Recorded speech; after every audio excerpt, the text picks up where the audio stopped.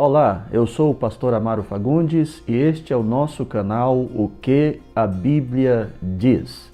Deus predeterminou o dia da morte das pessoas. As pessoas morrem exatamente no dia certo. Alguém morreria fora do dia? São questões que nos intrigam o tempo todo. Há uma tendência interpretativa de confundir determinação com predeterminação.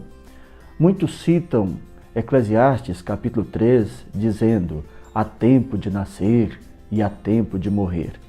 Mas ali, quando o sábio escrevia, ele falava de tempo determinado. Não é algo predeterminado ou predefinido.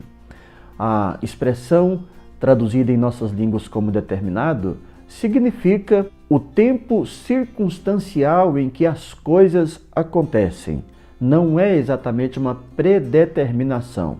Mas e com relação à morte? Que o próprio sábio em Eclesiastes 3 já dizia: há tempo de nascer e há tempo de morrer. Isso significa que há um tempo predeterminado pelo grande Deus para o dia da morte de todas as pessoas?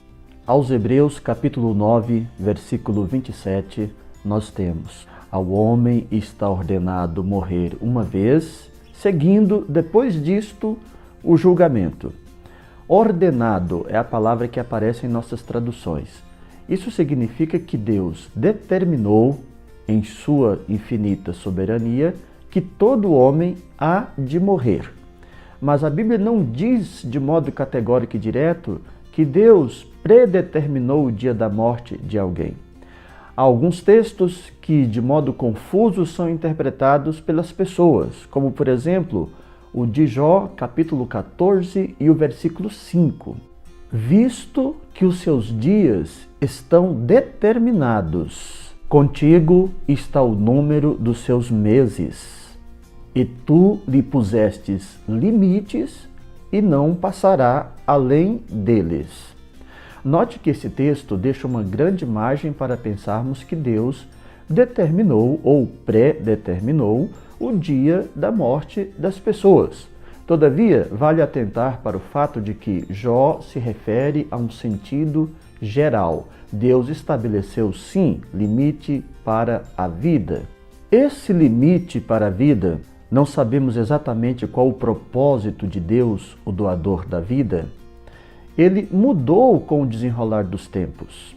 Quando estudamos os textos da vida humana antediluviana, nós encontraremos uma variação na duração da vida.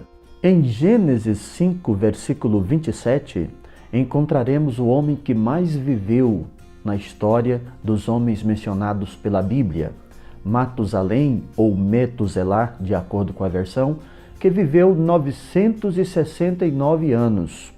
Um pouquinho mais na frente, encontraremos Noé, o grande patriarca, que viveu 950 anos.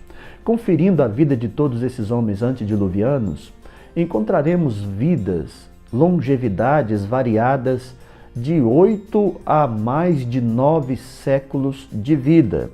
Mas o tempo vai passar, o dilúvio acontece e logo após o dilúvio, nós veremos no texto escriturístico uma variação muito acentuada da idade.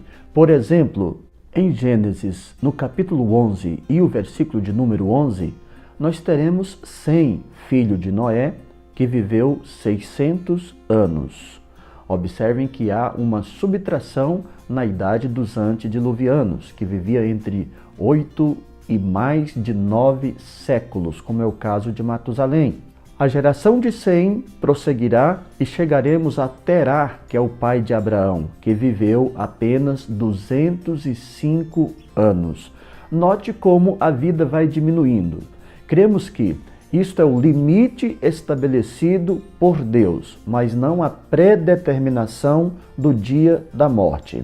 É assustador quando conferimos o Salmo de número 90 e o versículo 10. A vida do homem é de 70 anos.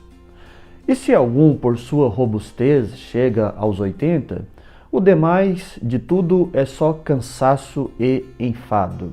Percebam que o salmista já limita a vida para 7 décadas. Note a diferença de 7 a 9 séculos para apenas 7 décadas, agora mencionada pelo salmista. Só pode ser a mão do Todo-Poderoso trabalhando o limite da vida humana. Mas você, querido leitor da Bíblia, deve olhar isso no sentido geral, pela ótica da visão geral.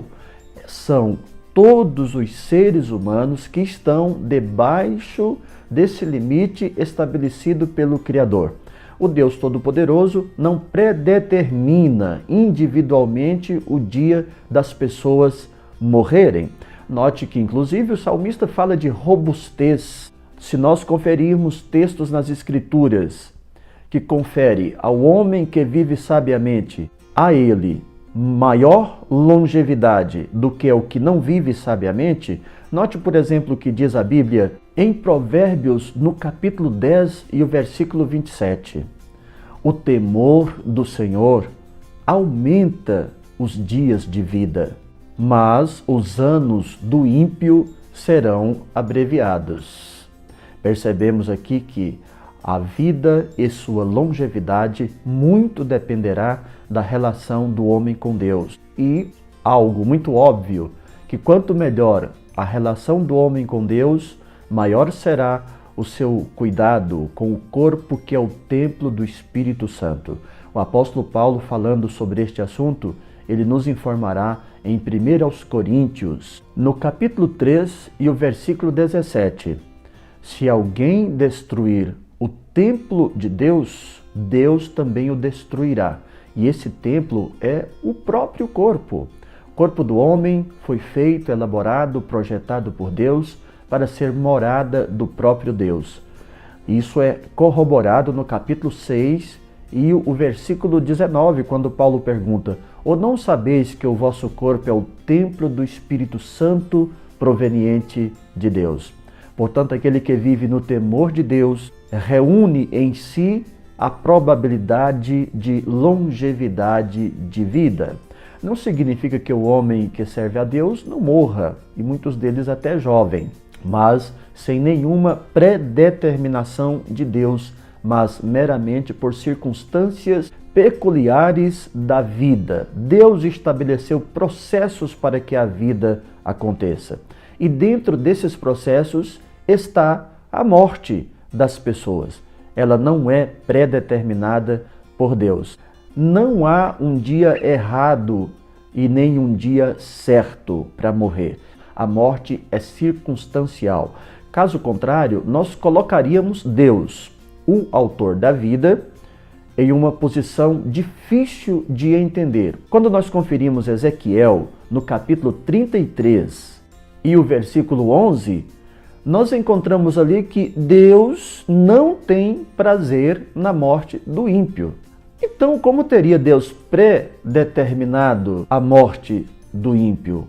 Como predeterminaria Deus a morte das pessoas, quando a sua palavra nos revela em um texto tão claro que ele não tem prazer na morte do ímpio? Deus pode, inclusive, livrar as pessoas de laços da morte quando elas o temem.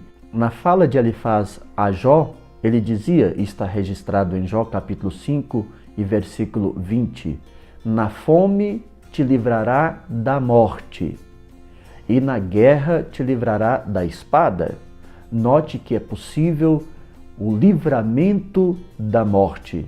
O sábio Salomão também corrobora essa ideia do livramento da morte quando diz lá em Provérbios capítulo 14 e o versículo 27 o seguinte: o temor do Senhor é uma fonte de vida para preservar dos laços da morte. Concluímos que a morte é uma ordenança, a morte é o limite para a vida, a morte é circunstancial. Você gostou desse vídeo? Pense, analise, medite, confira as referências que eu recitei e as que também apenas citei, para que você possa participar conosco dessa temática, desse assunto que é muito importante. Um grande abraço, clique aí no joinha, deixe o seu like e se inscreva em nosso canal. Um grande abraço a todos, até o próximo vídeo.